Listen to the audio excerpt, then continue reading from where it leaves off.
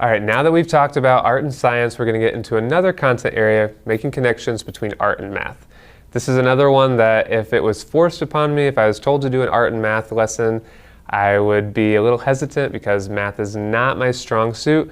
But just finding some natural connections and finding an artist that I already want to teach that has some math components to her work made this a little bit easier for me.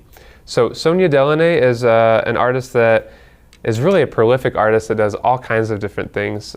She does paintings, but she also did fashion design and did things with textiles. And so she has a really interesting life. Her and her husband Robert Delanie are known for kind of founding the op art movement. So with Sonia Delanie's art, I have a couple books here that show her artwork. This is a cool pop-up book that shows some of her art kind of come to life that students get a kick out of seeing. But you can see lots of geometric shapes.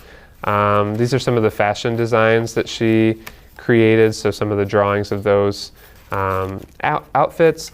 So lots of great abstract artwork using geometric shapes.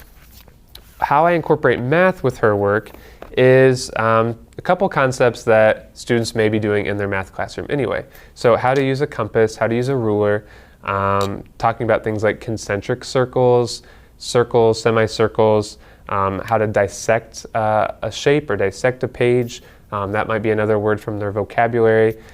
So there's a lot of implications from math that go with this lesson. And what I have students do is first we talk about how to dissect the page. So they use their ruler to divide the page in half, divide the page in two sections. Doesn't have to be equal sections, but a lot of students choose to do so. The student chose to do two dissecting lines. Once they have their dissecting lines, then they start creating their circles, their arcs, their concentric circles. These are, again, vocabulary words that students may use. And then they, just by putting the point of their compass on the dissecting line, they can create different shape circles, different arcs based on wherever they put their compass. So I do this with third grade students. This is the first time a lot of them are using compasses. That might be a conversation you want to have with your math teacher, your math department. Maybe when do they first implement compasses in the classroom? When do they talk about things like dissecting concentric circles? Finding out when would be a good time for them. Maybe talk to the math department as a whole to find a good space to implement this project.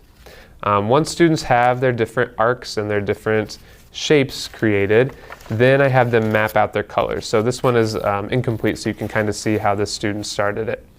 So they've just put a little dot of color in each of the shapes they've created. That way they know not to have like two red shapes touching each other. So they've got this one mapped out as red.